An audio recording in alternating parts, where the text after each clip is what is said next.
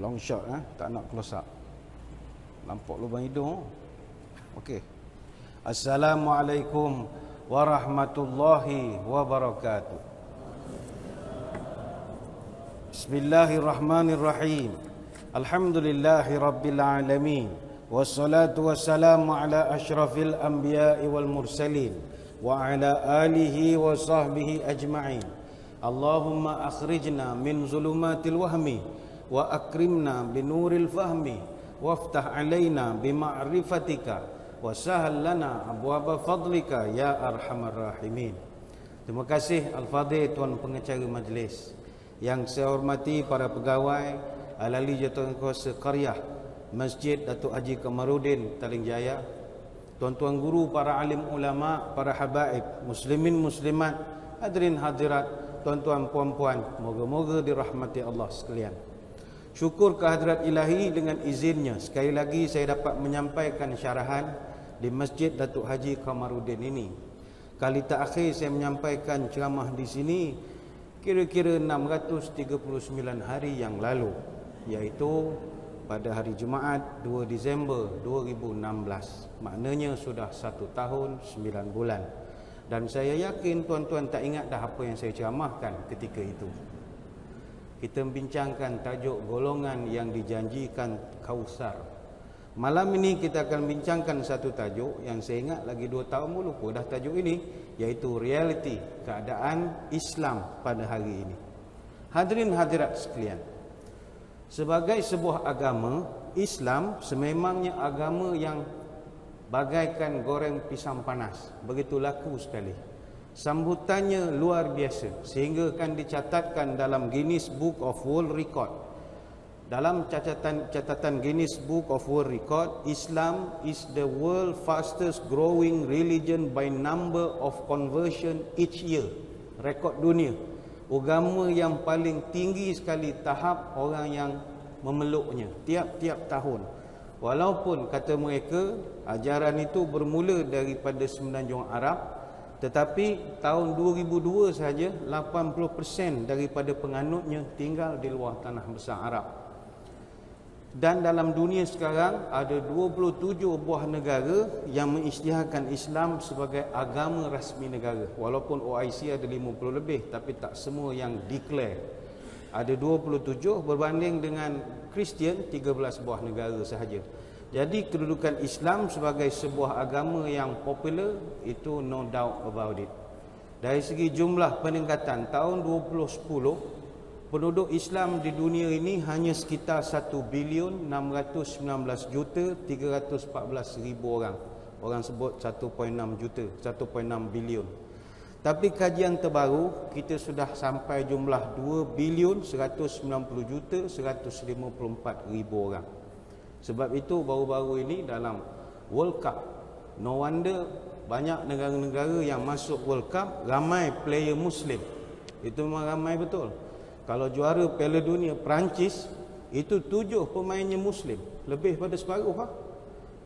7 orang pemainnya Muslim. Ade Rami, Paul Pogba, Jibril Sidibe, Benjamin Mendy, N'Golo Kante, Nabil Fekir, Osman Dembele, semuanya Muslim.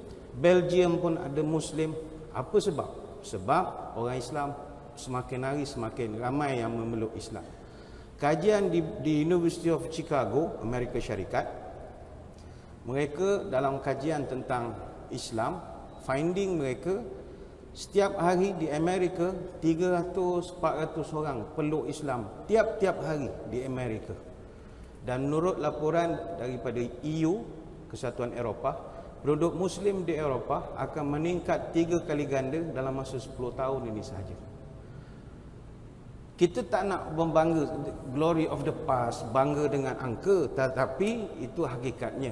Islam agama yang paling laku sekali sekarang. Namun persoalannya, bagaimana nasib penganutnya pula? Agama itu memang hebat betul, tapi bagaimanakah nasib penganut-penganutnya? Inilah yang disebut dalam pantun orang tua-tua dulu, apa tanda burung perpat dalam semak mati tertindih, apa tanda kiamat dekat. Orang Islam banyak tapi macam buih, tak ada kekuatan langsung. Bagaikan buih, apa sangatlah kekuatan buih. Inilah yang kita risaukan sekarang. Sementara lagi kita hari ini berada pada zaman yang terlalu banyak fitnah. Fitnah ni hari-hari. Bukannya sebulan sekali ke, tidak. Hari-hari. Apa sebab? Kerana ini zaman Dajjal sudah pun keluar. Dan bila Dajjal keluar, fitnah mesti banyak berlaku. Ada satu hadis daripada Abdullah bin Umar radhiyallahu anhumah. Beliau bercerita, Nabi selalu bercerita tentang apa akan berlaku pada akhir zaman nanti. Peristiwa-peristiwa, dia panggil eskatologi lah, perkara yang akan berlaku sebelum dunia ni hancur. Maka kata Abdullah bin Umar, Nabi pernah bercerita, fa dzakaral fitan fa aktsara fi dzikriha hatta dzakara fitnatul ahlas. Nabi beritahu fitnah akhir zaman, zaman kita sekarang ni, dia akan berlaku 3 fasa. Fasa yang pertama dipanggil fitnatul ahlas. Fitnatul ahlas. Sahabat pun bertanya, faqala qailun ya Rasulullah, ma fitnatul ahlas? Apa benda fitnah ahlas ini? Nabi pun menjawab, hiya harabun wa harbun. Ha serban dengan ha pedas. Harbun wa harbun. Iaitu fitnah pertama, banyak sungguh berlakunya peperangan dan pelarian. Peperangan banyak berlaku, pelarian pun saya ingat jumlahnya semakin hari semakin ramai. Sementara lagi bila berlaku banyak kekacauan politik, sama ada berlaku di Syria, sama ada yang berlaku di Rohingya, semuanya akan mencetuskan satu keadaan dipanggil ramainya pelarian-pelarian. Itu pasal yang pertama dan saya tak elaborate lah. Yang kedua kata Nabi, summa fitnatus sarra. Fasa kedua berlaku pula fitnah as-sarra. Sahabat pun bertanya, apa fitnah sarra itu ya Rasul? Dakhnuha min tahti qadamai rajulin min ahli baiti. Fitnah sarra ini adalah fitnah yang asal daripada tapak kaki keturunan ahli bait, kata Nabi. Wah, ini agak pelik sedikit Nabi huraikan. Kata baginda Nabi, yaz'umu annahu minni wa laysa minni wa innama awliya'il muttaqun. Zaman itu kata Nabi, kamu akan jumpa ramai orang mendakwa dia keturunan aku, kata Nabi. Ramai betul. Tak boleh lebih-lebih kan, kena gam pula kan. Memang ramai betul orang yang mengaku keturunan Nabi. Tak boleh lebih, ada telefon ni tak boleh, kalau tak ada aku cerita dah contoh-contohnya. Memang ramai tak boleh cerita je kan, kena gam pula. Tapi tuan-tuan faham sendirilah ya. Sekarang ni nak dapat penghormatan paling percuma mengaku keturunan Nabi lah. Memang orang cium sampai lutut tu, ngomong je. Paling simple lah. Nak mendakwa pula, saya dari Kuantan ada bawa janggut Nabi, siapa nak cium mari lah. Oh, itu lagi orang hormatnya. Ni tak boleh ular lebih-lebih, kena gam ya. Itu yang kedua. Yang ketiga fitnahnya summa fitnatud duhaima. Fitnah duhaima, kata Nabi, fitnah duhaima ini la tada'u ahadan min hadhil ummah illa latamathu latmatan. Fitnah duhaima iaitu tidak ada orang daripada umatku yang tidak akan kena fitnah ini, melainkan illa latamathu latmah. Mesti dia sekali-sekala dia dilempang oleh fitnah ini. Wah, kan menarik ini. Dia dilempang, ditampar, ditempeleng oleh fitnah duhaima ini. Yang ini dibahaskan oleh para ulama. Hadis ini hadis Abu Daud. Ulama bahaskan apa makna fitnah duhaima. Pertama, ada yang mengatakan fitnah duhaima ini adalah fitnah yang terlampau berleluasa, sampai kita dah tak tahu mana yang benar, mana yang salah. Tak tahu nak dengar cakap siapa lagi dah. Emas memang kuning, tapi tak semua yang kuning tu emas. Nampak macam emas. Tandas belakang tu ada kuning-kuning, kalau tuan-tuan nak pergilah ambil, tapi tak laku.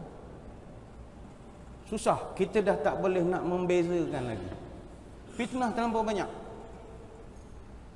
Sebab itu orang tua-tua dulu, saya suka membawa pantun orang tua-tua dulu. Orang tua dulu nampak je tak pandai tapi cerdik. Orang tua nampak tak mengaji tinggi tapi dia menganalisis alam, memberi nasihat pada anak cucu begitu bagus sekali. Orang tua dulu ada buat satu pantun, dia panggil pantun burung perpat. Apa tanda burung perpat? Di atas pagar riuh terdengar. Apa tanda kiamat dekat? Salah dan benar bertukar-tukar. Apa tanda burung perpat? Di atas pagar mencari angin. Apa tanda kiamat dekat? Orang benar mati terasing. Apa tanda burung perpat? Mematuk bunga saban senja. Apa tanda kiamat dekat? Memegang agama laksana bara. Benda dulu tak ketara sangat, tapi sekarang ketara. Kita nak pegang dengan agama jadi asing, jadi pelik. Orang yang terlampau berpegang kepada agama akan diberi label yang macam-macam. Ini yang berlaku di Afrika, bukan di Malaysia. Malaysia okey lagi, tak ada masalah benda-benda ni. Dilabelkan macam-macam. Macam contoh, saya ambil contoh lah. Kita di negeri Selangor Darul Ihsan. Kita menghormati perbezaan pahaman keagamaan. Maksud saya bukan agama berbeza, pahaman Islam. Tapi di Selangor kita ada satu manhaj dipanggil akidah ahli sunnah wal jamaah. Cuma sekarang muncul pula orang yang entah berantah datangnya, dia nak bawa pemahaman luar daripada ahli sunnah wal jamaah. Polemik ni tak berkesudahan lah. Akhirnya timbul konflik. Kita ingin katakan begini, kita negeri Selangor bukan menolak pahaman luar, tapi kita negeri Selangor ini kita ada kaedah kita dalam mendidik rakyat tentang cara hidup beragama. Di sini kita punya silibus kita di Selangor 2+2 4. Kalau you nak datang Selangor nak ajar 2+2 6, jangan ajar kat sini. Ajar kat tempat lain lah. Walaupun ajaran you betul. Sebab kita di sini silibus kita 2+2 4. Sama juga dalam fiqh, dalam qiraat. Semuanya kita sistemkan supaya tak jadi bergaduh.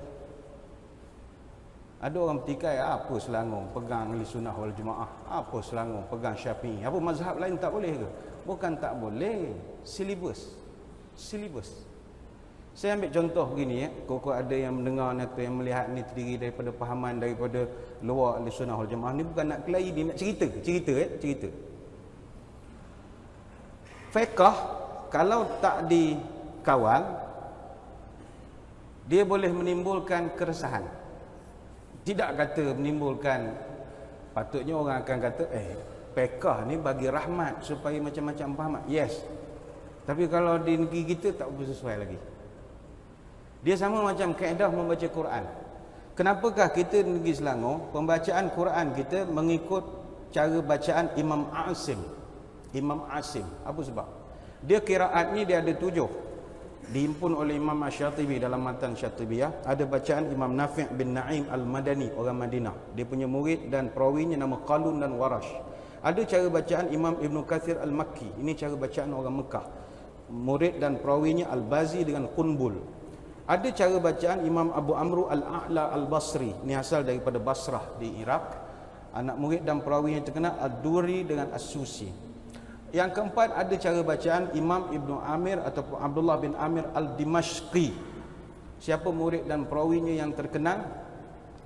Hisham dan Ibn Zakwan. Yang kelima, ada bacaan Imam Asim ataupun Abu Bakar Asim Al-Kufi. Murid dan perawinya nama Syu'bah dan Hafs. Yang keenam, ada bacaan Imam Hamzah bin Habib, orang Kufah. Anak murid dan juga perawinya bernama Khalaf dan Khalad. Yang ketujuh, ada cara bacaan Imam Al-Kisai ataupun Abu Hasan Ali Hamzah Al-Kisai, anak murid dan perawinya Abu Al-Haris dan juga Ad-Durri.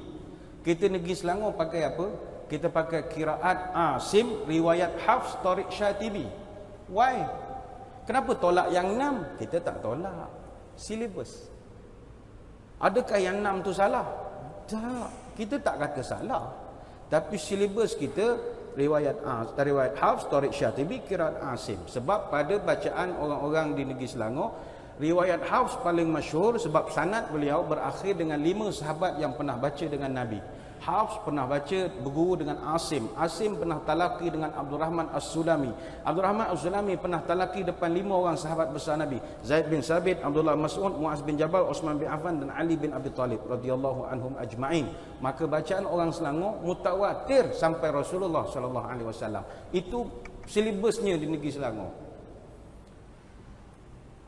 Kalau orang lain nak bawa bacaan Nafi' bin Na'im, boleh atau tidak? Boleh, tapi huru-hara. Kalau ada imam semayang di Masjid Negeri Selangor nak bawa bacaan Imam Ibn Kathir Al-Makki, boleh atau tidak? Boleh. Makmum resah. Apa sebab? Bacaannya lain-lain. Hanya Abu Bakar Asim dengan Imam Al-Kisai saja yang hampir sama. Kalau Fatihah panjang, 2 imam ni saja. Ar-Rahmanir Rahim, Maliki Yaumiddin. Mazhab yang lain semua pendek. Macam mana makmum? Ar-Rahmanir Rahim, Maliki Yaumiddin. Semua dah garu kepala. Kacau imam ni. Sebab ilmu kita setakat itu saja. Itu belum lagi dengar bacaan Imam Amr Al-A'la, murid kepada Abu Amr Al-Mususi. Ar-Rahmanir Rahim. Ada ngunyah-ngunyah pula dah. Macam mana lagi huru-hara? Bukan kita kata bacaan tu tak betul, tapi dalam konteks kita, silibus kita tak masuk. Sama juga kalau bacaan Imam Hamzah bin Habib. Ihdinas siratal mustaqim. Sirat sad jadi za, tak gaul kepala kita. Siratal ladzina an'amta alaihim ghairil maghdubi alaihim, tak pening kepala. Bacaan tu betul. Saya tak berhajat nak terangkan mengapa dia beza. Ni panjang tajuk kita, jadi tajuk sejarah Al-Quran pula lah. Kenapa dia jadi zat? Bukan dia tukar tulisan dalam Quran, hanya sebutan bahasa. Dia macam Arab ni, dia macam lidah Melayu. Melayu pun, walaupun kita sama Melayu, tapi tuan-tuan Melayu Selangor, saya Melayu Pahang. Selangor pula ada pecahan Jawa, cara Jawa, Ponorogo, Banjumas, Magelang, Nono, Coroko, Doto, Solo, Podo, Joyongo. Lain cara, Aujubillah tu lain sikit. Bugis cara Bugis je, agak-agak reba mu maning Selawung bajaji mada ceng muah macam pesik. Minangkabau lain pula caranya. Walaupun kita sama Melayu, baca lain-lain. U-L-A-R. Suruh orang Muar sebut. Orang Pahang, orang Terengganu. U-L-A-R, ulo. Apa A-R kau baca ulo? Bacaan, tulisan tak tukar. Ulo katanya. Suruh orang negeri Melaka sebut U-L-A-R, ulau. Ada waw pula di ujung. Dia tak tukar tulisan, sebutan. Suruh orang utara sebut U-L-A-R, ulak. Lara jadi ain pula lah. Dia yang paling tepat diction sebutan orang Kelantan. U-L-A-R, ula. Paling betul sekali. Tapi ada lain pula, ada Nurul Bukit, ula. Gitu. Maka kalau bangsa Melayu pun beza sebutan, betul lagi Arab. Jadi itu teknikal. Lain tahun lah ramai ustaz-ustaz hafiz boleh terangkan benda ini. Kalau Imam Qalun, Nafi' bin Na'im, Siratal ladzina an'amta 'alaihim ghairil maghdubi 'alaihim waladdallun. Makmum akan jawab apa? Pernah berlaku di negeri Selangor? Amun. Dia jawab amun. Apa sebab? Engkau tidak hormat silibus negeri ini. Ya. Jadi kepada yang menuntun ni, kau ada yang nak marah, apalah tak boleh nak buat mazhab. Bukan tak boleh. Apa tak boleh buat qiraat lain? Boleh. Tapi bukan di sini. Bukan di sini. Macam di Mahat Tahfiz, budak-budak nak buat qiraat lain-lain. Buatlah. Semua orang alim semua yang belakang. Qul huwallah, qul. Engkau lah nak sama-sama sendiri. Jangan buat kat kampung. Makmum jadi keliru, sesat dah, yapin dah tu imam kita ni. Padahal betul. Sama juga mazhab. Kalau macam awak nak pegang mazhab, salam isteri tak batal semayang, peganglah betul. Tapi cuba awak tutup imam masjid, makmum ternampak, dia turunkan isteri dekat belakang, cium-cium pipi, muah gitu lah. Terus naik je semayang. Apa reaksi masyarakat? Orang tak faham. Kalau dah sampai, saya ingat lagi 50 tahun mungkin orang faham. Sekarang ni tak boleh lagi. Ini pandangan lah ya. Baik itu, sama kita jangan kelahi bab itu. Walaupun dunia ni hujung-hujung nak kiamat ni, dalam hal beragama kita pening, salah benar bertukar-tukar, jangan kelahi ya. Itu yang mustahab. Begitu juga kata orang tua dalam pantun yang lain berkaitan burung perpat. Apa tanda burung perpat? Jalan berjinjit di sela-sela. Apa tanda kiamat dekat? membangun masjid berbangga-bangga. Ini pun tanda-tanda nak kiamat jugalah. Masjid lawa, tapi bangga lebih. Bangga macam pesen bangga. Saya di Pahang, saya jaga masjid. Jadi saya ada local standard cakap tentang masjid. Masjid di Pahang tak banyak, 604 buah masjid. Masjid antara yang kita tengok, dia selalu bangga dengan apa? Bangga dengan dia punya struktur ataupun design masjid dia lah. Bukan main bangga. Ada satu masjid, saya tak sebut kat mana, dia punya lampu chandelier dia saja 2 juta. Chandelier, saya nak nyebut tak kerti, chandelier 2 juta. Beria-ria dia panggil saya pergi menengok. Pergilah menengok. Saya tanya apa faedah ni 2 juta ni? Dia kata ada orang kaya bagi. Dia wakaf lah, sedekah. Ini wakaf ni untuk manfaat, ni apa manfaatnya? Ini lampu comel. Rupa lampu tu 2 juta, dia boleh rotate. Dia pusing. Sekali satu pusingan dia tukar warna. Mula merah, lepas tu biru, lepas tu kuning, lepas tu hijau. Saya tanya ke pengurusi masjid, tak benda faedahnya? Dia kata lawa tu lah. Saya tanya ke makmur habis semayang, tanya, bagus masjid, lampu macam mana? Comel. Oh comel, tapi kalau semayang seorang ustaz lupa berapa rakaat, balik tengok musingnya. Yang si pengurusi pula daripada mula sampai balik cerita lampu tu kita dengar je lah. Lampu ni saya tanya, apa beli lampu mahal? Beli di mana? Ni lampu fine crystal, Swarovski fine crystal made in Yugoslavia. Saya tanya, apa beli mahal? Beli dekat Mesir lagi murah, Asfur murah timbang Kati je. Kalau beli dekat Singapura Mustafa Center berlambat-lambat, berkotak-kotak jual. Dah orang sedekah kata dia. Akhirnya masjid tu dah keliru dah. Orang kalau orang luar lalu nampak pada jauh, orang selalu singgah sebab orang sangka kedai tom yam. Dah banyak lampu melek-lap la ilaha illallah. Ada pula jenis masjid ni dia bangga dengan dia punya simpanan dia. Allah bangganya lah apa yang dia bangga dengan simpanan. Kita pun tak faham. Kita orang datang buat audit. Kita nak check masjid ni, kadang ni duit awam, orang bagi duit apa semua kena isytihar awak berapa kutipan Jumaat, biar orang telus.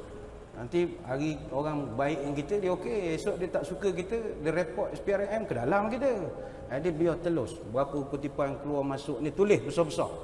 Kalau boleh buat announcement lagi, hari ni minggu lepas kutipan sekian-sekian. Jadi kita pergi audit lah, pergi check apa semua. Sekarang ni kita syukur kehadrat ilahi sebab masyarakat di Malaysia kutipan Jumaat kadang-kadang jumlahnya luar daripada tak pernah terfikir di kita jumlahnya. Ada setengah masjid kutipan Jumaat, saya tak sebut masjid mana lah. Kalau tak ada telefon saya sebut. Saya takut kalau sebut dia rompaknya masjid besok. Ada setengah masjid kutipan Jumaatnya mingguan 30,000. Ada. Yang depan mata saya 2 buah masjid. Tak sebutlah kat mana kena rompak kan. 22,000 seminggu. Saya datang tazkirah, habis tu Tok Imam ajak turun ke bawah. Dengar bunyi mesin, kodok. Mesin apa? Mesin ngira duit. Macam money changer lah. Orang sedekah. Kira-kira collection itu 22,000. Dia kata biasa dapat 20,000. Sekarang ni tak ada masalah.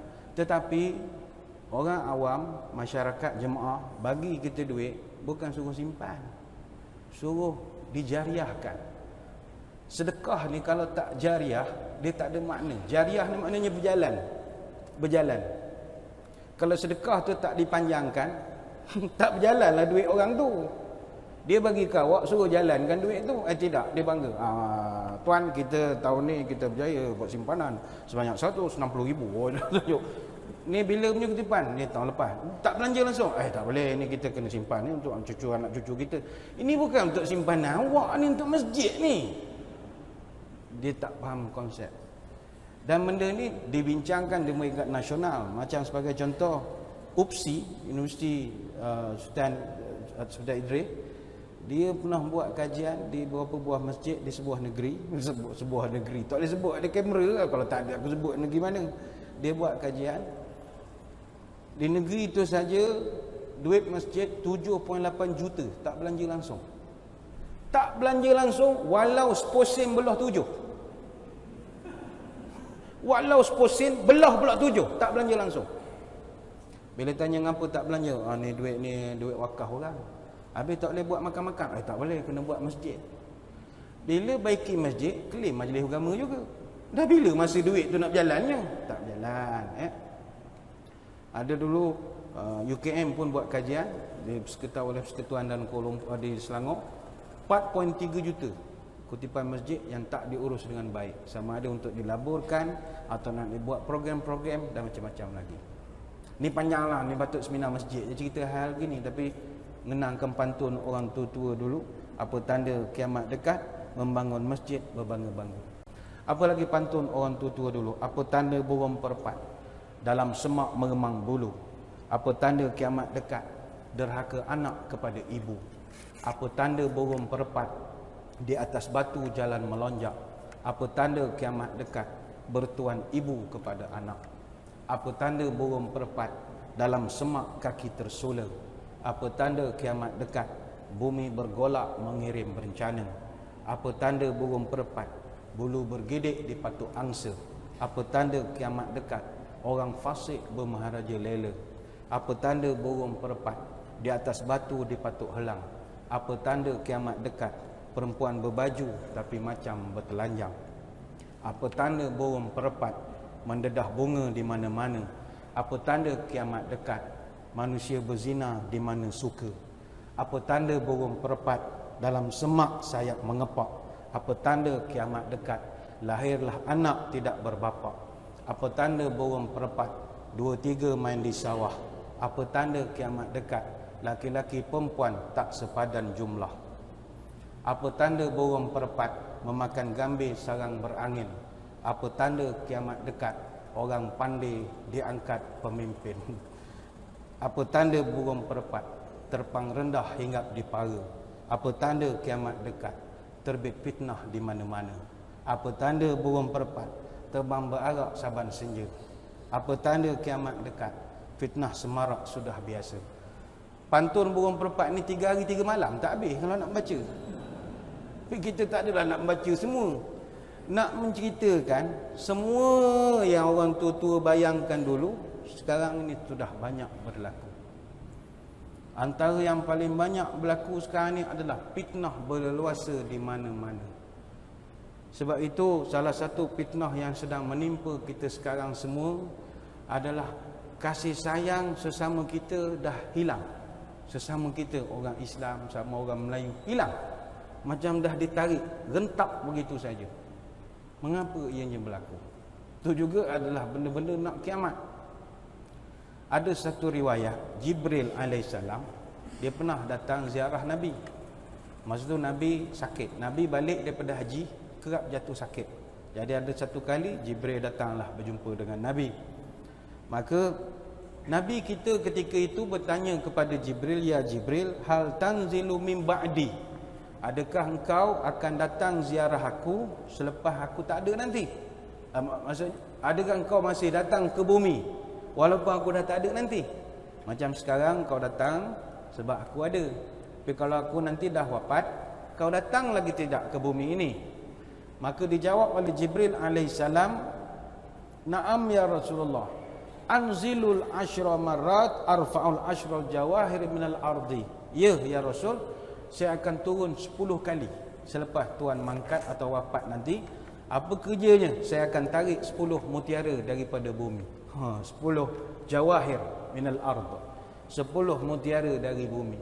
Lantas Nabi pun bertanya, "Wa ma tarfa'u minha?" Apakah mutiara-mutiara yang kau akan cabut wahai Jibril? Ada 10 kata Jibril, aku cabut satu persatu. Pertama, al-awwal arfa'ul barakata minal ardi. Nombor 1 aku cabut berkat. Berkat dah tak ada dah. Berkat hilang. Sebab itu sekarang ni orang kena penyakit macam-macam. Kebanyakannya punca daripada makan. Kita pun heran. Dulu pun orang mencekik juga. Sekarang pun orang mencekik. Abses sekarang orang makan banyak kena sakit berbanding orang dulu. Adakah dulu punya mi goreng tak sama dengan mi goreng sekarang? Lebih kurang saja. Tapi durian. Orang tua dulu makan juga durian. Kita makan durian juga meninggal makan durian, sakit macam-macam. Apa sebab? Halal, thayyibah itu tak nafi. Tapi satu yang hilang, barakah. Sebab itu bila makan, Nabi suruh minta berkat. Allahumma barik lana fima razaqtana. Tuhan, tolong kasih barakah ini makanan. Orang lain makan roti canai meninggal. Kita tak. Sebab kita baca doa berkat. Itu orang tua pesan, kalau makan kena bercakap dengan makanan tu. Macam contoh, tuan-tuan ni adalah sikit darah tinggi. Nak makan kambing takut, tapi terasa nak makan. Makan je. Tapi kena bercakap dengan makanan. Bismillahirrahmanirrahim. Allahumma barik lana fima razaqtana wa qina adzabannar.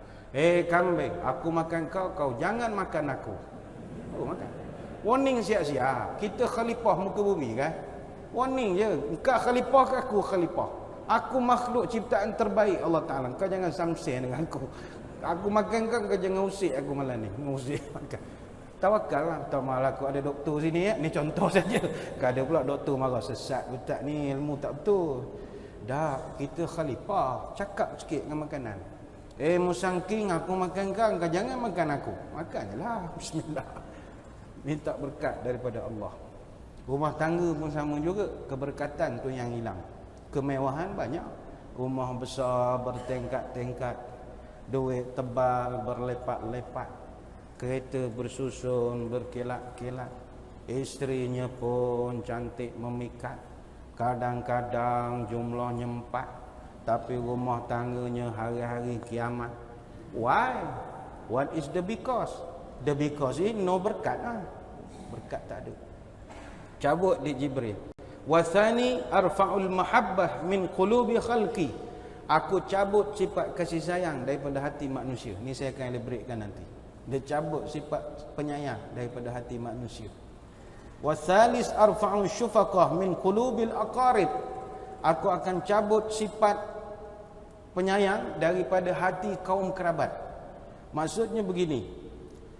Orang sekarang dia lebih sibuk jaga kawan berbanding dengan keluarga. Wah, kalau kawan-kawan dia jaga betul. Alumni, reunion, WhatsApp group, teman sekampung, jaga betul. Tiap-tiap bulan pergi reunion. La ilaha illallah. Ni bukan cerita orang sini, ni cerita orang di Amerika. Tiap-tiap bulan muka dia.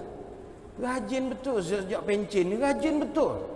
Duk kumpul tiap hari Selasa ke apa contoh. Duk hotel ramai-ramai benda dia buat, tak tahu. Duk ramai-ramai. Tidak salah. Tetapi yang patut kita utamakan, kita punya kaum kerabat, bukan kawan-kawan.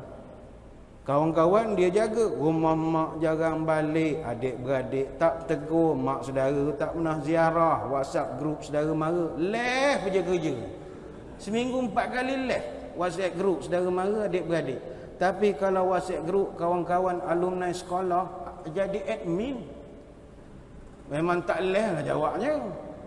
Tak, kenapa jadi begitu? Menjaga hubungan orang luar melebihi daripada kerabat waris itu salah. Dalam agama, ni panjang pula ceritanya. 6 ayat dalam Quran Tuhan suruh utamakan kerabat lebih pada tolong orang miskin. Kerabat dulu, miskin kemudian. Sampai begitu.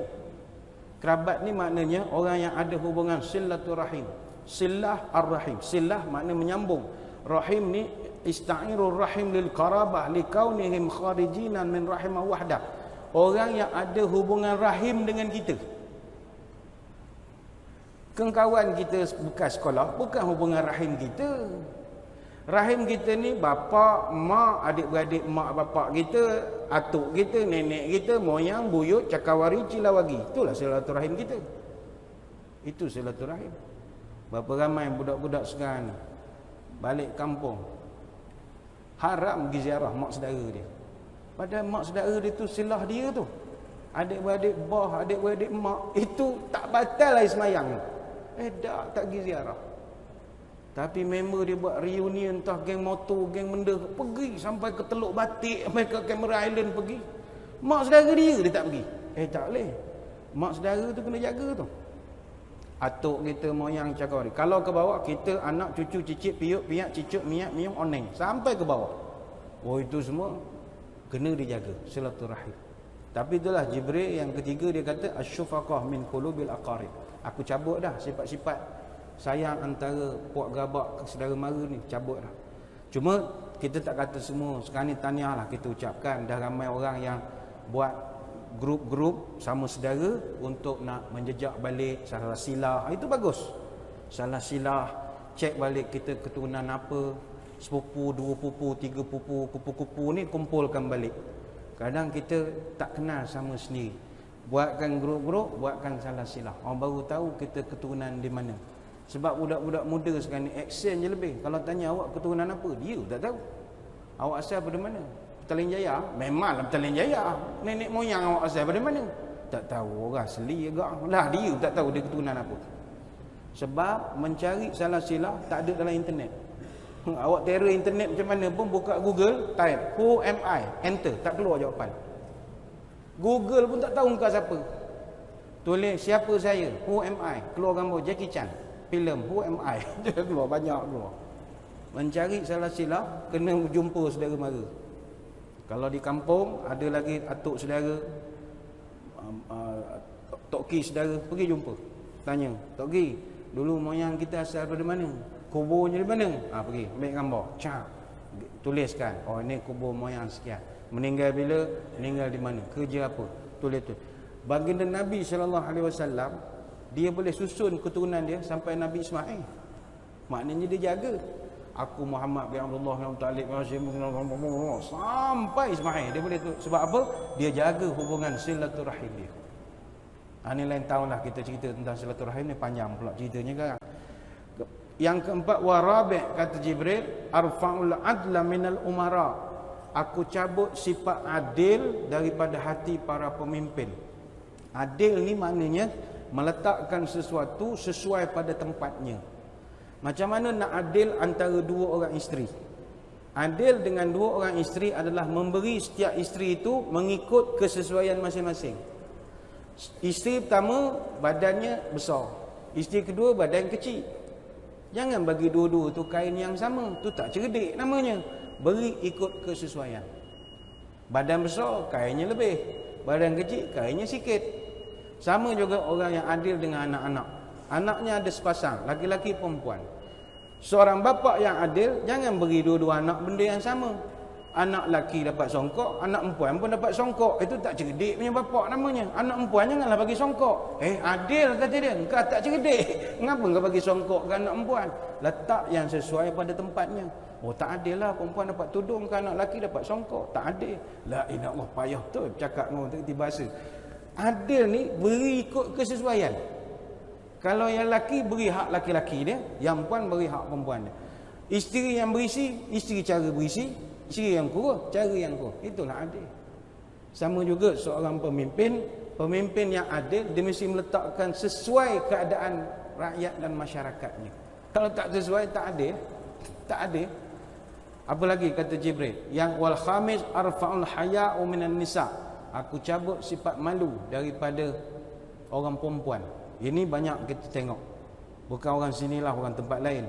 Orang perempuan sekarang ni makin lama makin kurang sifat malunya itu. Banyak orang lelaki pula lagi pemalu pada orang perempuan. Kurang dah sifat malu. Kadang-kadang pakaian ngeri kita tengok. Pergi ke LCC, pergi ke Mid Valley apa, yang pakai ngeri-ngeri ni orang perempuan je. Orang lelaki mana pakai ngeri sangat kita tengok.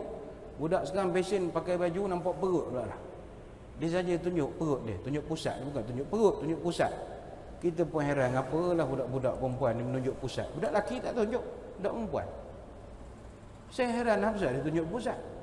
Agak tu sebab orang panggil pusat membeli belah. Banyak pusat, banyak sana pusat, banyak pusat. Membahaya betul. Keluar gambar pakai singlet, orang perempuan pakai singlet, mana sesuai? Nunjuk ketiak, angkat ketiak, malu. Tu sifat malu. Malu tunjuk ketiak. Lembu tak pernah tunjuk ketiak. Siapa pernah tengok ketiak lembu di sini? Tak pernah. Lembu tak kerti bahasa pun tak pernah tunjuk ketiak kat orang. Ni bukan orang sini, cerita orang tempat lain. Jadi kena ada sifat malu tu. Kalau awak tak mandi pun jangan cerita ke orang. Siap buat album, aku belum mandi, tak tuntuang, tak tuntuang. Dengan bedok sejuk, jangan cerita ke orang. Sini pun ramai tak mandi, ramai tak cerita ke orang. Malu sikit. Sifat malu tu mustahab. Ada kawan saya bawa balik haji, dia petugas haji. Dia kata sekarang kalau orang maktab haji kan, tuan-tuan yang pernah pergi haji, setiap maktab dia ada satu bilik, dia panggil bilik berkat. Tuan-tuan yang sebut yang tak faham lah. Bilik berkat ni bilik berkat lah. Bilik berkat. Bilik berkat. Maktab, pengurus maktab tak akan isytiharkan kewujudan bilik tu. Masa taklimat dia tak akan beritahu, tuan-tuan, di maktab kita juga selain pada kafeteria kita ada bilik berkat. Siapa yang nak boleh berjumpa. Tak ada, dia tak akan isytihar. Bilik berkat ni bukan diminta, diberi. Dia punya pasukan tabung haji dia akan tengok mana pasangan suami isteri yang dia tengok muncul-muncul, seorang naik lift belah ni, seorang naik lift belah ni, jalan tak nak siring-siring, tu dia dah start kelahi lah tu. Gamak dah sebulan duduk di Mekah gamaknya, dia dah start marah-marah, bagilah kunci tu. Dia turun tu kan tak ada apa, senyum, tak ada apa. Bilik berkat namanya. Dia orang cerita sekarang yang minta kunci bilik berkat bukan orang lelaki dia sekarang, perempuan je dia tu. Selamba macam-macam minta, ustaz minta kunci berkat bilik berkat. Selamba dia minta. Gamak suami dia segan nak minta, suruh isteri dia minta. Ada satu orang jemaah tu, makcik Hajah tu, dia dapat kunci 4 hari tak pulang-pulang. Dia nampak ustaz dia lari. Ustaz dia. Dia simpan buat reta lah. Jangan cerita lah, jangan cerita. Wasadis kata Jibril, arfa'u sabru minal fuqara. Aku cabut sifat sabar daripada hati fakir miskin. Wasabi arfa'ul wara' wa zuhud minal ulama. Yang ketujuh, aku cabut sifat zuhud daripada hati para ulama. Ulama, nama ulama tapi gaya hidup dah macam jutawan kosmetik lah gaya, tak apa sesuai lah. Awak orang alim. Orang alim ni tak boleh sangat nampak nak ke benda-benda gitu. Dah pilih jadi orang alim, cara orang alim lah. Kena nampak down to earth, nampak humble, tak mewah sangat. Tak boleh lah nampak macam jutawan kosmetik, tak boleh. Sebab lah, tapi dah Jibril tarik sifat zuhud tu nampak macam mana? Dah tak adalah sangat sifat zuhud. Dia ustaz ni, dia tak boleh nampak nak ke dunia. Padahal dia nak, tapi dia tak boleh nampak. Lepas tu kalau ustaz pun pergi baca doa ke mana, tuan rumah bagi duit, dia tak boleh nampak. Oh terima kasih. Tak boleh. Dia kena Allah. Dia kena begitu sikit. Allah. Dia kena bersilat ada sikit-sikit. Nampakkan tak nak tu. Benarnya nak. Allah. Dia kena begitu. Ustaz kan. Ni pandangan lah, aku ada malaikat marah pula. Tapi tu dia wara' wa zuhud minal ulama. Sifat zuhud dan wara' daripada hati para ulama ditarik oleh Jibril. Wa samin arfa'u sakha minal aghniya. Aku cabut yang ke-8-nya sifat pemurah daripada hati orang-orang kaya. Wa tasi' arfa'ul Quran. Aku tarik Quran. Wal ashir arfa'ul iman. Yang akhir sekali aku cabut iman. Sebab itu yang saya nak highlightkan, salah satu daripada yang Jibril sebut, arfa'ul mahabbah min qulubi khalqi. Aku cabut sifat kasih sayang daripada hati makhluk. Inilah yang sedang kita lalui sekarang. Nasib umat Islam khususnya di negara kita, sesama kita ni sifat kasih sayang ni saya ingat makin hilang. Apa punca? Pandangan saya, politik tak habis lagi. Siang malam politik. Pening kepala otak kita mikir. Buka WhatsApp cerita politik, buka Facebook politik, berita politik, TV politik, sok khabar politik. Akhirnya orang jadi pening, kelahi tak sudah-sudah. Mamat Khalid buat cerita hantu kat Limau, 30 juta dia dapat. Apa sebab? Orang dah menyampah tengok benda berat-berat, orang nak tengok hantu melayang sekarang. Oh hantu, ringan kepala otak, ketawa sekejap tengok Musme jadi bapak bunian. Tu je lah. Wah, kita suka. Sebab orang dah, sebab kita kelahi lama sangat. Sedangkan bila kita ini ditarik sifat kasih sayang sama kita, boleh membawa kehancuran. Kita khawatir sama kita sekarang ni cerita politik ni. Kita bukan tak boleh cerita politik, bukan. Tapi kita tak seprofesional orang politik. Orang politik kita nampak dia kelahi dalam dewan parlimen ke sidang DUN macam mana ke, luar dewan dia baik. Dia dalam parlimen tu je. Time take 5 dia boleh gurau sama dia. Senyum sikit. Ada tuan-tuan buka lah YouTube, tengok apa dia orang buat masa rehat. Boleh gurau. Dalam dewan keluar kan minum kopi. Tak ada, dia orang profesional. Kita orang kampung dah. Kita kalau kelahi betul. Orang tu kelahi, kita pun kelahi. Ngasa parang, serung. Wah, selendang merah, jihad, pagi parang terbang macam-macam. Pada orang tu luar baik. Yang inilah kita nak mengajak masyarakat. Sama-samalah merenung.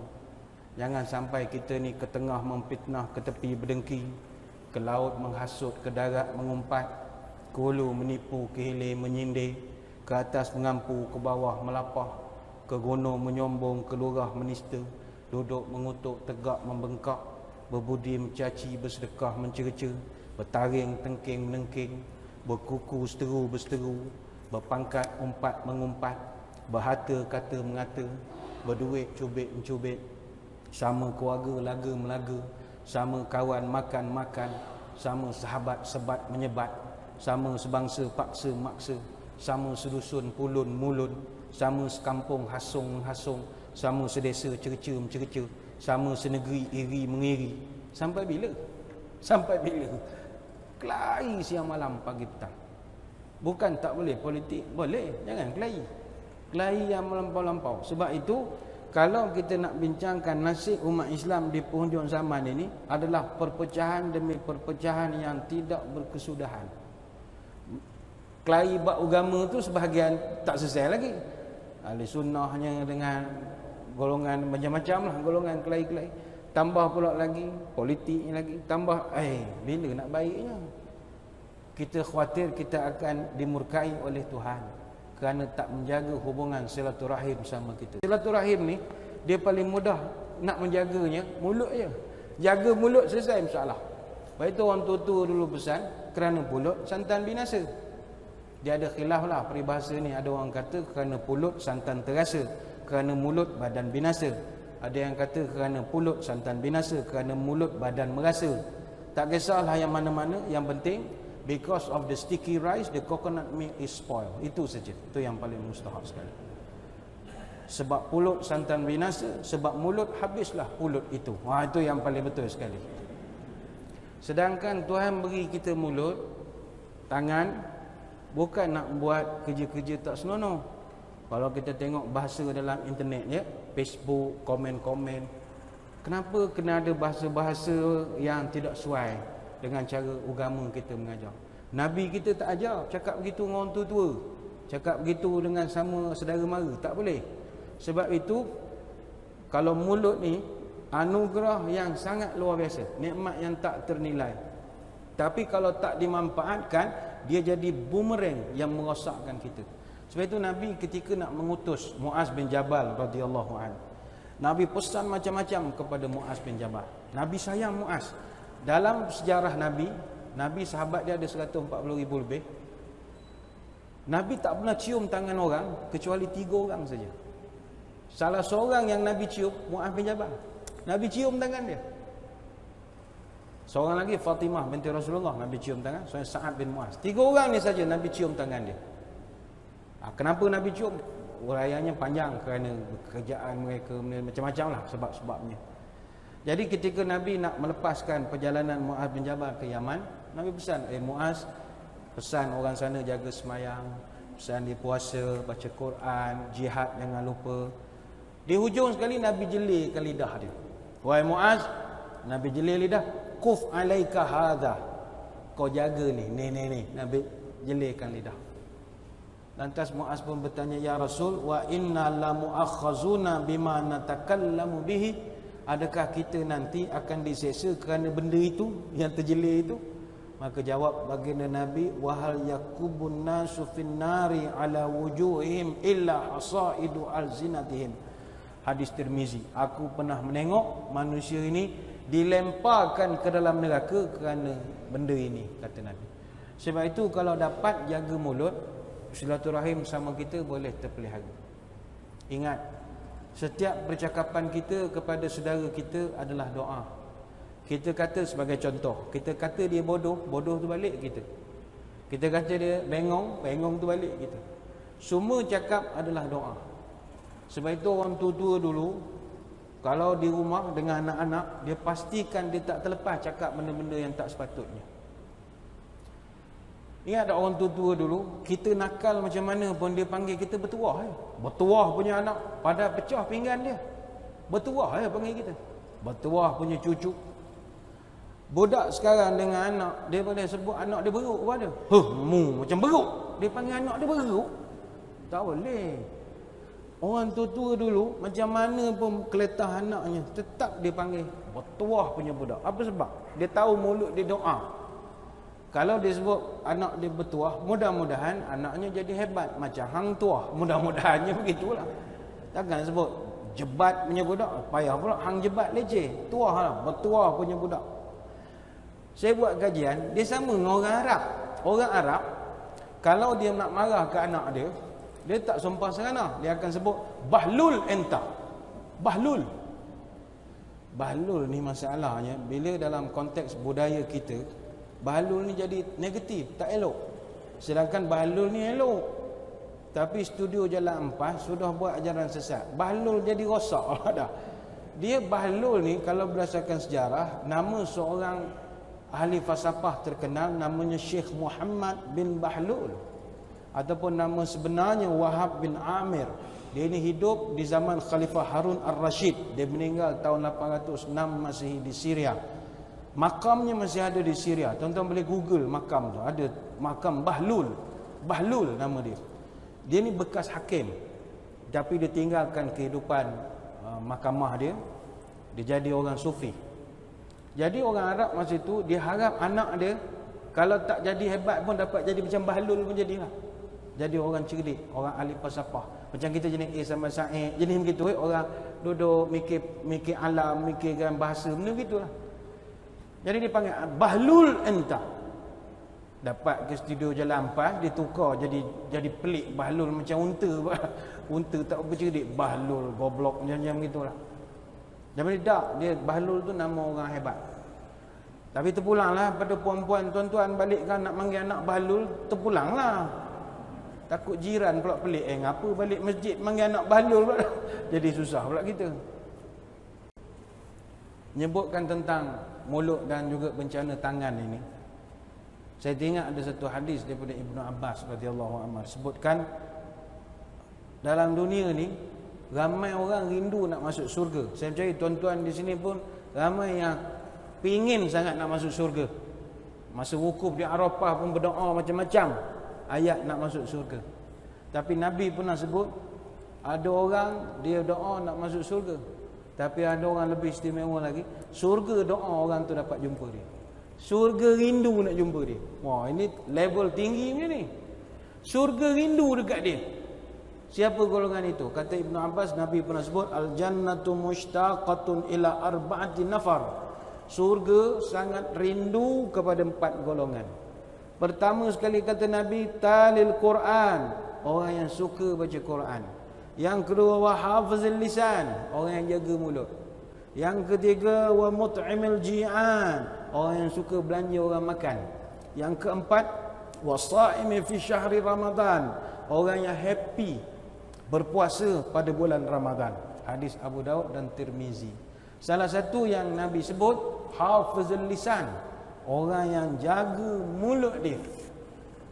Baik itu tuan-tuan sekalian, maaf kalau kita katakan sekarang ini mulut masyarakat kita ini macam tidak dijaga sangat.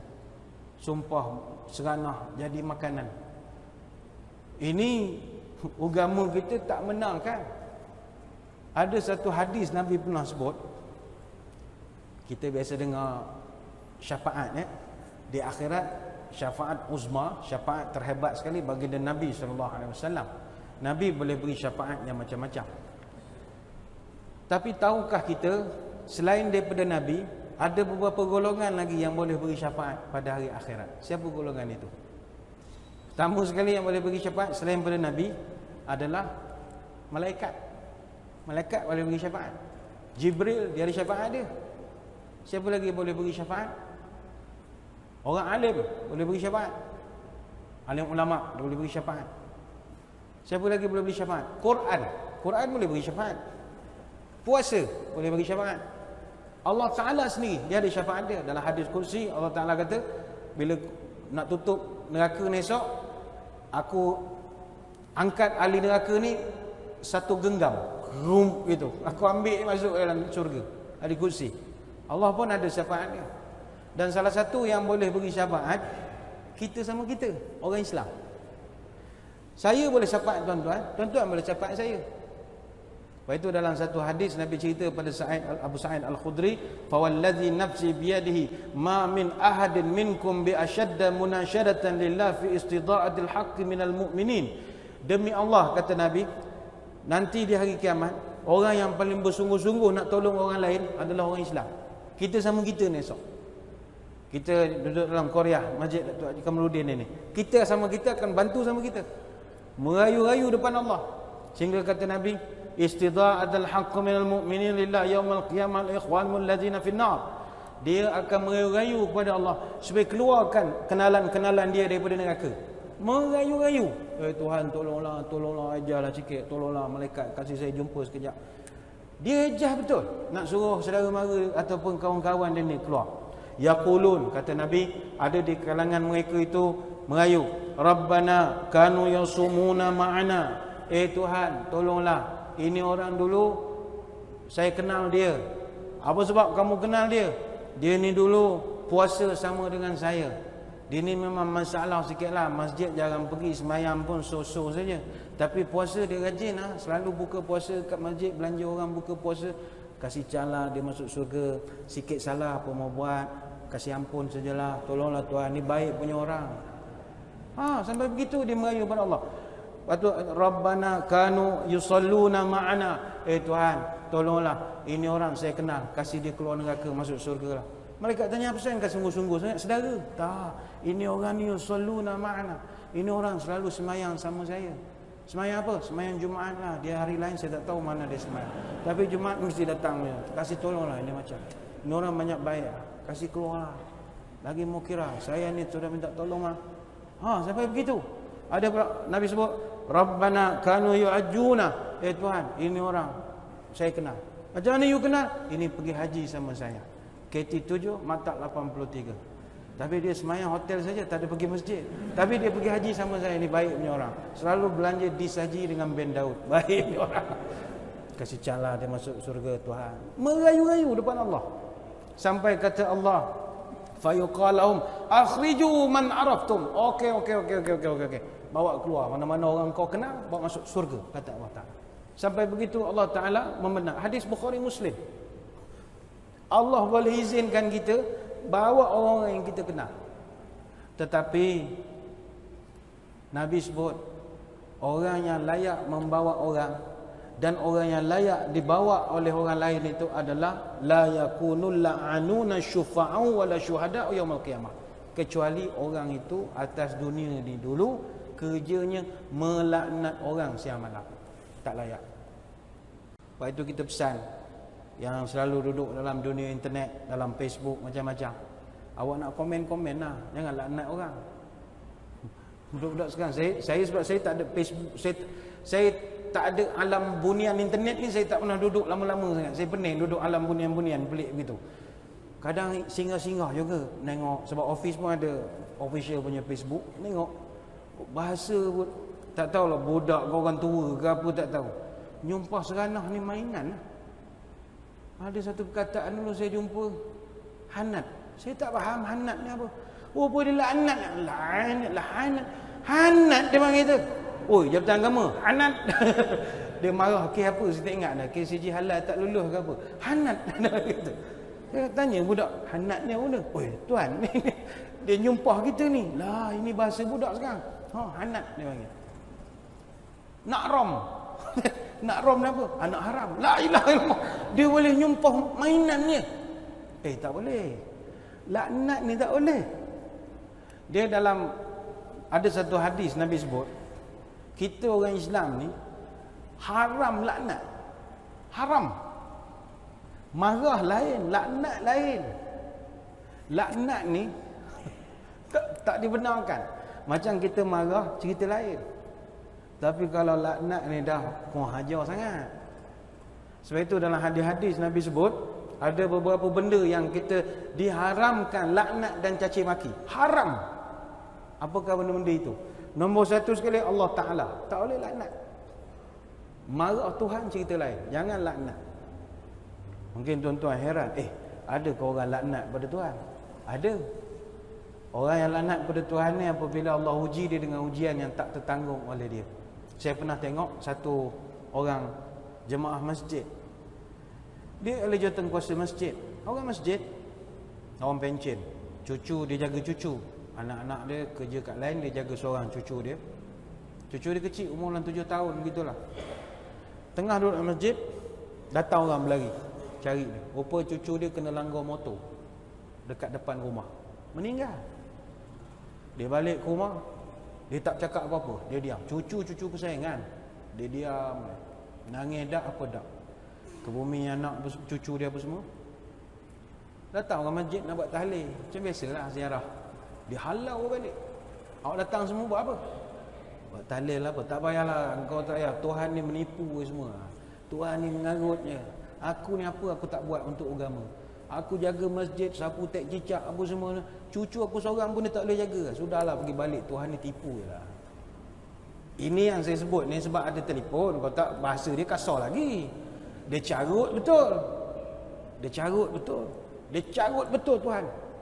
Dia marah Allah sebab cucu dia, kesayangan dia. Allah Ta'ala ambil. Sabarlah. Siapa yang Allah uji, anak cucunya Allah ambil, sabarlah. Itu tandanya kita ini Tuhan sayang. Sebab itu ada satu hadis qudsi. Allah Ta'ala bila dihantar malaikat untuk cabut nyawa budak-budak, iza mata waladul abdi qala Allah li malaikati qabattum walada abdi. Tuhan setiap kali malaikat pergi cabut nyawa budak, Tuhan personally akan tanya kes itu. Malaikat, dah settle dah cabut nyawa budak tadi? Tuhan tanya bukan dia tak tahu, dia tahu, saja tanya ya. Jangan pula tuan-tuan heran, kenapa Tuhan tanya? Dia tak tahu ke malaikat cabut nyawa? Dia maha mengetahui, tapi saja tanya. Macam kita dengan cucu lah makan aiskrim. Hai, makan apa? Takkanlah tak kenal aiskrim, kita kenal, saja tanya, saja tanya. Ayat sapaan.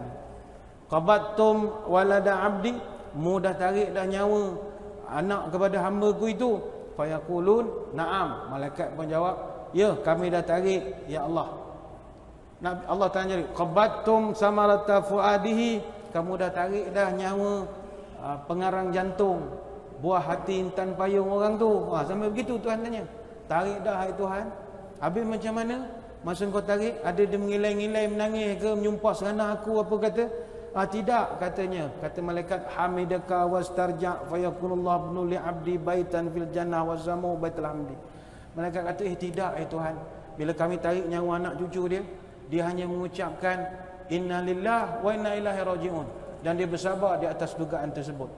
Allah Ta'ala lantas bergembira, fayaqul ibnu li'abdi baitan fil jannah. Kalau begitu, buatkan satu rumah untuk dia dalam surga sekarang. Wasammuhu baital hamdi, dan tuliskan depan pagar rumahnya, ini rumah orang puji, dapat puji-pujian. Baitul hamdi. Hadis riwayat Imam Tirmizi. Bayangkan orang yang Allah uji anak cucunya meninggal kecil, dia tak kelang kabut, dia sabar, dia redha. Allah buatkan dia satu rumah dalam surga. Mungkin bagi kita, alah dalam surga lagi mau rumah, duduk surga sudahlah. Bukan. Rumah dalam surga ni dia prestige. Tak duduk pun, tapi prestige je. Contoh beginilah, tuan-tuan nak pergi ke Mekah. Orang pun sibuk busybody. Awak pergi ke Mekah, package awak ni duduk hotel mana? Kita pun dengan selamba menjawab, kawan pergi Mekah tak duduk hotel. Asal pula? Kawan ada rumah kat Mekah. Belah-belah Kudai tu, kau beli rumah sana satu. Kan dia lain. Kawan ada rumah kat Mekah. Dia punya pongek dia lain. Mana awak surga mana duduk? Surga Firdaus ke? Bawah sikit. Belah mana? Saya ada rumah kat bawah tu. Awak ada rumah kat surga? Kan lain. Dia tu lain. Sama juga macam kita, macam saya lah orang Kuantan nak datang Kuala Lumpur. Ustaz pergi Kuala Lumpur bila? Pergi hari Sabtu. Duduk hotel mana biasa Kuala Lumpur? Kau tak duduk hotel, kau ada rumah. Kan dia lain, ada rumah kat Kuala Lumpur. Awak nak pergi Jakarta, biasa duduk mana Jakarta? Le Meridian ke mana? Tak ada, kawan ada rumah kat Jakarta. Kan lain, dia tu. Itu baru ada rumah. Kalau ada orang rumah lagi, dia lain lagi. Itu lagi, dia lain macam. Awak nak asyik ke Batam tu, hotel mana? Kau ada orang rumah sana. Umur 16. Umur 16. Dia punya dia lain lagi. Baik itu bila Tuhan buat satu orang tu rumah dalam syurga, prestige untuk dia. Orang lain tak boleh buat, dia yang ada. Special. Special. Baik itu Nabi sendiri, manusia yang Allah uji, semua anaknya meninggal masa dia hidup, lagi seksa. Anak Nabi ada 7, 6 orang meninggal masa dia hidup. Anak Nabi yang sulung nama Zainab, meninggal 8 Hijrah. Nabi ada lagi. Anak Nabi yang kedua Qasim, meninggal umur tak sampai setahun. Anak Nabi yang ketiga Ruqayyah, orang Melayu panggil Ruqyah, meninggal tahun 2 Hijrah, umur baru 24 tahun. Anak Nabi yang keempat Ummu Kalsum, dia Ummu Kulsum, orang Melayu panggil Ummi Kalsum. Ummi Kalsum meninggal tahun 9 Hijrah, umur baru 28 tahun. Anak Nabi yang kelima Fatimatul Zahra. Ini satu-satunya anak yang hidup lepas Nabi wafat. Itu pun 6 bulan saja. Nabi wafat hari ini, 6 bulan kemudian baru Fatimah meninggal. Anak Nabi yang keenam nama Abdullah, juga meninggal kecil, umur tak kurang pada setahun sebelum kerasulan. Dan anak Nabi paling bongsu Ibrahim, ini anak dengan isteri lain. 6 yang pertama dengan Khadijah. Ibrahim pun meninggal kecil, umur tak sampai 2 tahun, tapi sempat bermain. Bayangkan perasaan Nabi, anak dia meninggal, tangan dia lah yang menguruskan anak. Tangan ni yang menyambut kelahiran, tangan ni yang mengkebumikan anak. Apa perasaan? Namu. Sebab itu pesanlah pada saudara mara kita yang meninggal anak kecil, yang sampai sekarang tak habis-habis menangis lagi. Janganlah menangis. Esok jadi Kasim Selamat, buta, jangan menangis. Nabi, anak dia 6 orang meninggal. Awak baru 2 orang. Awak baru seorang, 2 orang, 3 orang. Nabi 6. Mana kalau Nabi lah dengar kaunseling kita, awak nak faham menangis. Tuan, anak saya meninggal. Berapa orang anak engkau meninggal? 2 orang tuan, kena panah peti, seorang jatuh perigi. Berapa orang? 2 orang je. Aku 6. Aku 6. Seolah begitulah Nabi punya perasaan. Apa masalahnya? Aku boleh sabar, takkan kamu tak boleh sabar. Jadi ini yang pertama.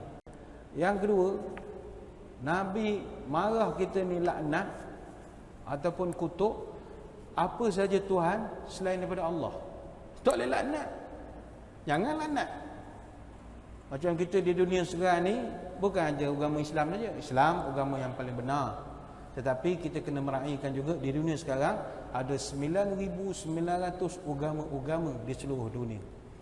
70% manusia di dunia memeluk 5 agama utama, Islam, Kristian, Hindu, Buddha dan juga Yahudi. Adapun agama-agama lain, agama Pagan, Tenrikyo, Chaudan, Aikwan, Mandisma, Rastafari, Ratana, Scientology, Yazidisme, Zoroaster, Wicca, Ayurveda dan macam-macam lagi. Oh, itu tak masuk agama Yai. Yai ke Nyai apa nama? Asal dari Singapura. Nyai. Semua ni agama. Dan kita orang Islam diajar jangan maki hamun. Marah lain, maki lain. Baca dalam Quran surah Al-An'am ayat 108. Allah Taala warning, wala tasubbul ladzina yad'una min dunillahi fayasubbullah adwan bighairi ilm. Manusia, mu jangan maki sembahan-sembahan mereka. Kalau mu maki, nanti dia maki pula aku, kata Allah Taala. Jangan maki. Terutamanya kita yang duduk dalam negara yang berbilang kaum ini, berbilang agama, lagilah kena jaga. Jangan maki hamun orang punya sembahan. Kadang pergi ke kedai rakan-rakan kita masyarakat Tionghoa, dia ada agama macam-macam, Kungfu Chow, Buddha macam-macam. Tengok dia punya patung, jangan pula buat main-main patung, tak boleh ngutuk-ngutuk, oh perut dia beginilah misai, tak boleh. Lalu kat tokong kuil kita menganjing-anjing, tak boleh. Tak dibenarkan. Sebab hari ni kita buat begitu kat dia, hari esok dia bakar dalam masjid kita. Tak boleh buat begitu. Ini bukan soal keharmonian kaum semata-mata, tapi arahan daripada Allah. Macam contoh rakan-rakan kita masyarakat Tionghoa, dia orang ni Tuhan dia unik oh. Kalau Kungfu Chow apa semua, dia orang punya Tuhan, dia sangat hormat kepada satu dewa, dia panggil dewa tanah. Dewa tanah dia panggil Tu Digong. Tu Digong. Saya Cina ni saya rapat sebab isteri saya, anak saya semua sekolah Cina semua. Jadi saya pun PABG, AJK sekolah Cina juga lah. Dia mesyuarat satu habuk tak faham. Cangkong-kong faham, lantang kalah. Tak faham langsung. Tapi kita kenal budaya dia. Dia orang Cina ni, dia memang Tuhan dia banyak. Tuhan kekayaan dia saja ada 6-7. Lepas tu dia kaya. Kaya. Oh, Cina kaya sebab dia punya akidah dia kaya. Kekayaan. Dia apa yang kita percaya kuat, itu kita akan dapat. Macam orang Cina, India, Melayu kan, orang kata Melayu ni payah nak kaya sebab kita tak berapa minta sangat kekayaan. Tak minta. Contoh budaya rumah orang kahwin lah. Orang Melayu kalau kahwin, dia punya bunyi kompang dia, kita kenal mentaliti dia. Orang main kompang dia bunyi tak untung, gogi kedebok. Itu je. Tak untung rugi kedebok, tak untung rugi kedebok. Itu je lagu dia. Ta-ta-ta-ta-un, ta-un. Mana tak untung rugi kedebok. Itu je. Tengok India punya kahwin macam mana.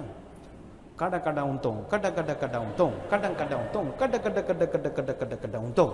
Lepas itu India don't play. India meniaga, jangan main-main. Lepas itu orang sampai buat lucu. Ni bukan resis, cerita kelakar. Orang buat teka-teki. Kenapa India jarang main bola? Pasal jarang India main bola. Apa sebab India jarang main bola? Bola sepak. Jawapannya, orang India jarang main bola sebab kalau dia dapat corner, dia buka restoran. Itu masalah dia. Ya. Member tunggu depan gol bagi nak gerak. Mana tak angkat-angkat bola, rupa dia buka restoran. Dia pantang corner, mesti dia buka restoran. Tak tengah tak main, dia nak corner je. Lepas itu rumah kedai, ada mamak, restoran lain tutup lah. Tak boleh challenge ni. Dah dia buka 25 jam, mana kita nak lawan? Pekerja dia tak pernah tidur. Tukar orang dia lebih kurang je, tak tahu mana satu. Jadi macam sentiasa tak tidur orang dia. Lepas tu dia punya servis, never say no. Tanya apa semua ada. Oh, muka komputer ni kalau kita tanya ada. Lepas tu keluar, tak ada abang. Tanya semua ada. Tanya keluar, habis sudah abang. Aku tumbuk, sudah ni ke. Tanya semua.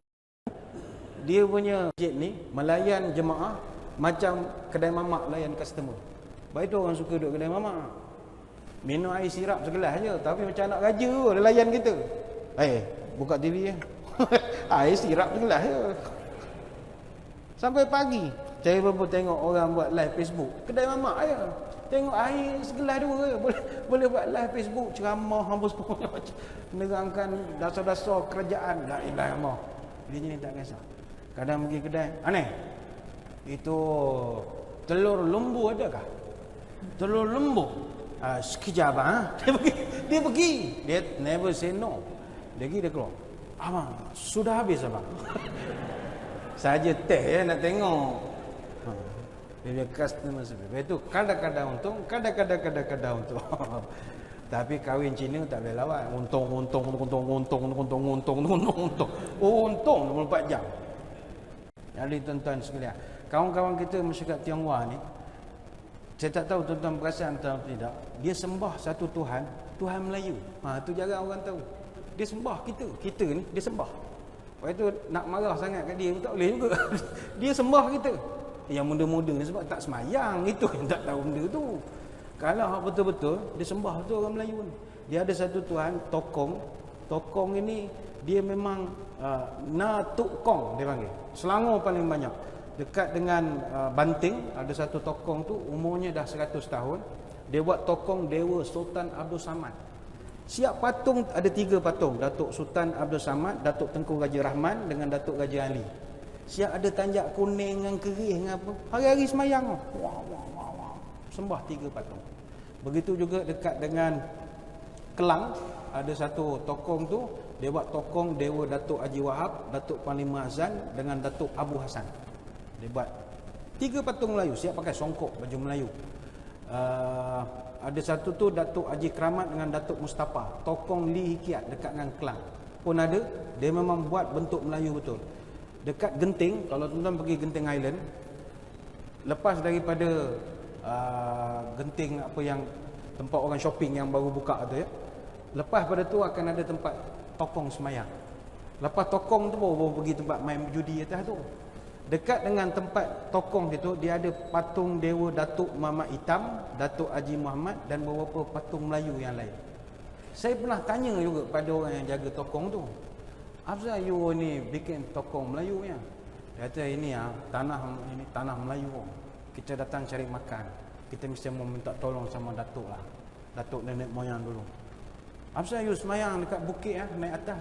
Kita mau pergi main judi atas. Kita mesti mau semayang dulu. Minta sama Tuhan. Bagus betul lah korang ni. Nak main judi pun semayang. Orang aku nak semayang hajat. Bila nak semayang PSR baru semayang hajat. Yang lain tak pernah semayang hajat pun. Dia nak pergi main judi, semayang hajat dulu. Main hajat cara dia lah. Cara dia. Dia sembah patung Melayu. Dekat dengan ada satu kuil dekat Selangor juga. Dia buat patung Dewa Makitah dengan datuk nenek. Perempuan dengan laki-laki. Ada satu kuil, tokong yang saya pernah tengok. Dia buat 3 panglima. Datuk panglima hitam, datuk panglima hijau, panglima kuning, panglima putih, panglima merah. Saya tanya kepada orang yang semayang tu, uncle lah, ini datuk panglima hitam, panglima hijau, kuning, putih, merah.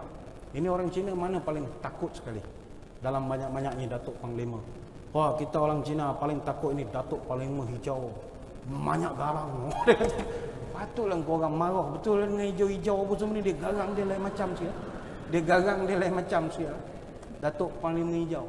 Orang Melayu dia takut datuk panglima hitam. Lain sikit. Kita kan panglima hitam kesurupan apa kan panglima hitam. Cina tak, datuk panglima hijau. Dan dia orang cerita kita tak boleh kalau pergi semayang dekat Datuk Gong Melayu, kita mau kasih makanan tak boleh halal haram punya makanan. Mesti halal punya. Beli pun daripada kedai Melayu, kedai halal. Dia kalau nak pergi semayang, dia akan lilin putih, dia akan colok yang merah tu dia tukar dengan lilin putih. Apa nama colok apa tu dia tukar dengan kemenyan. Dia buat budaya Melayu lah. Biasanya kalau dia pergi semayang, dia bawa rendang ayam, kari kambing, kari ayam, pulut kuning, kopi o, sirih, pokok daun. Ada yang bawa sate, ada bawa nasi lemak. Tapi mesti daripada kedai halal. Tak boleh you beli dekat uptown Cina pun tak boleh. You mesti beli kedai halal. Sate samuri ke apa. Yang halal-halal punya. Tak boleh ambil sate kerbau pendek pun tak boleh. Mesti halal punya. Sampai begitu. Dan syarat nak menghadap Datuk Gong ni biasanya mereka akan pergi menghadap untuk minta nombor. Nombor cepat dapat. Kalau minta dengan datuk lain susah sikit. Datuk Melayu senang dapat nombor. Minta nombor. Biasa dia pergi malam Jumaat. Hari pertama dan hari 15 kalender Cina.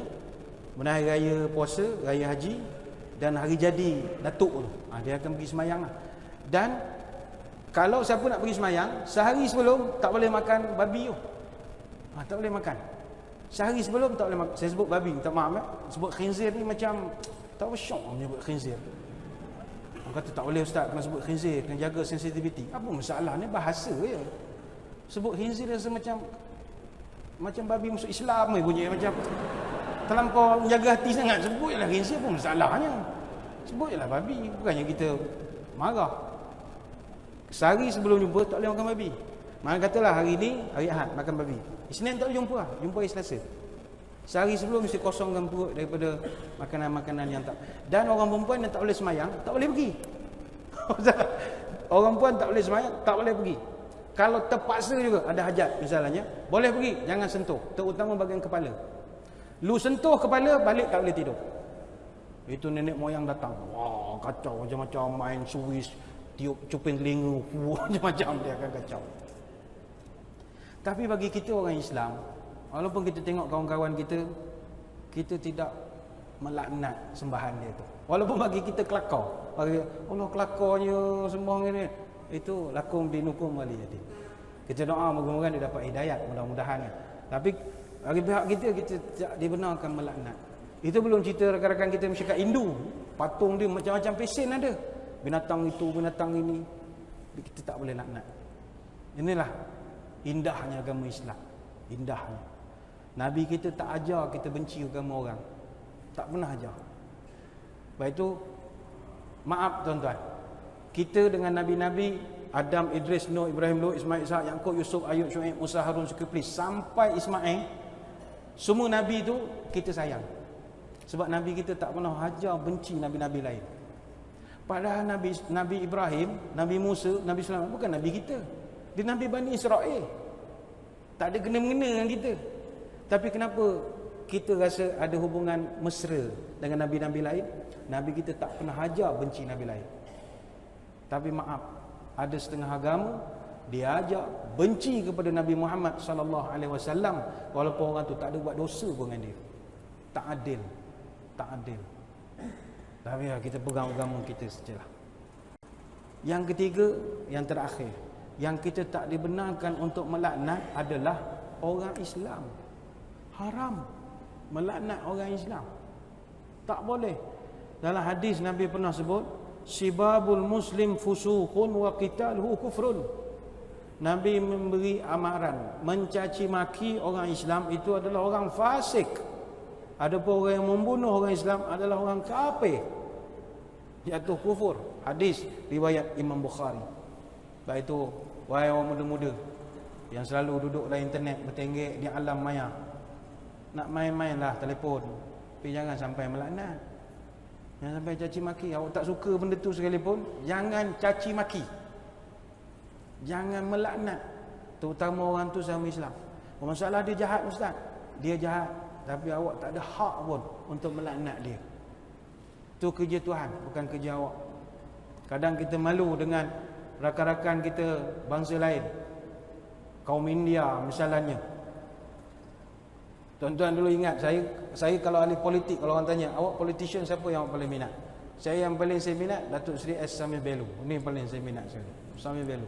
Budak-budak WeChat tak kenal dah Samir Bellu ni, dia tak dan zaman itu Bagi tuan-tuan orang lama kenal lah Samir Bellu. Saya suka Samir Bellu ni sebab dia confidence level dia tinggi. Walaupun dia tak reti sangat benda tu, tapi dia serba tahu lah, serba tahu. Cakap Melayu tak over-terror, tapi cakap je. Orang nak ketawa-ketawa peduli lah. Muka dia confident je. Saya suka orang macam tu. 2+2 8. Muka buat bodoh walaupun salah dapat. Tak apa, politician. Saya dulu, zaman-zaman dulu, masa dia bergaduh dengan panditan apa semua, berita-berita TV ni buat propaganda nak jatuhkan dia lah. Masa dia presiden MIC, agak nak tukarkan dia dengan panditannya ni, buat karakter assassination tu. Hari-hari berita pasal dia, apa yang dia salah cakap pun semua masuk berita. Ada sekali tu dia marah apa, siapa berani lawan sama saya, 45 kali masuk tanding saya juga menang. Saya menang, saya juga menang. Minang pun minang lah. Lepas tu tanya Datuk Seri ni macam mana rakyat ni? Ini rakyat bukan marah sama saya, rakyat marah sama BIN. Itu ingat, itu saya boleh pegang ke itu tanah. Dia mau jatuh, dia jatuh lah. Itu tanah runtuh Sungai Siput.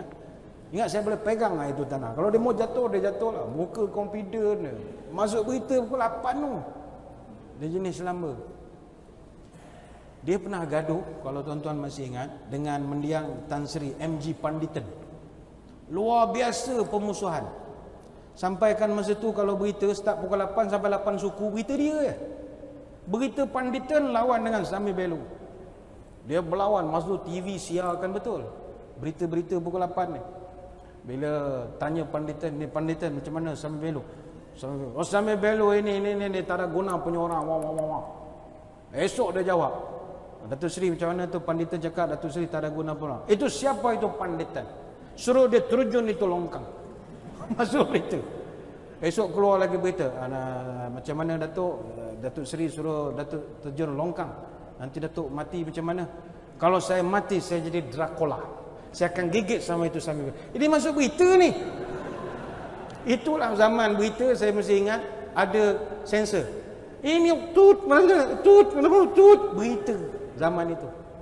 Dia bergaduh betul. Kalau tuan-tuan masih ingat, Panditan dengan S. Samir Bellu.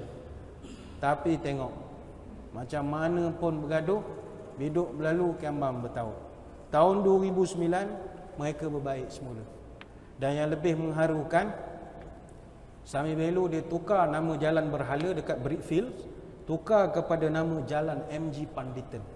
Dan itu satu pengorbanan yang luar biasa. Musuh dia tukar nama.